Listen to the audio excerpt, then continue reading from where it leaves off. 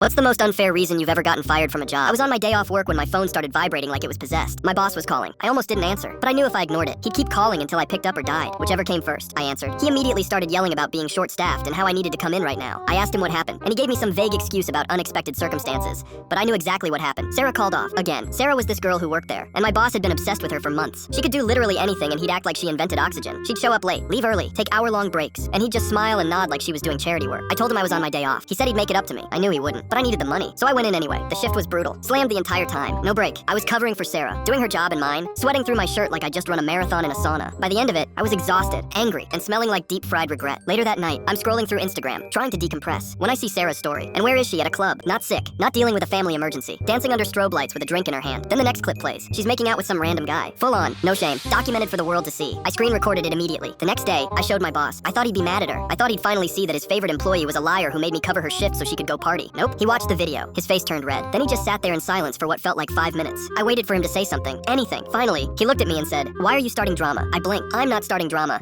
I'm showing you that she lied to get out of work." He shook his head. "You're creating a toxic work environment. You need to mind your own business." I tried explaining, but he wasn't listening. He just kept talking over me, defending her, acting like I was the problem. 2 days later, I checked the schedule. My name was gone. Not fired officially, just erased. Every single shift, removed. I texted him, called him, nothing. He ghosted me entirely. I found out later from a coworker that Sarah told him I was harassing her by showing him the video, and he believed her. She convinced him I was the villain, and he just deleted me from the schedule like I never existed. She still works there. I'm practically unemployed, and my boss is probably still staring at her like a lost puppy every time she shows up late.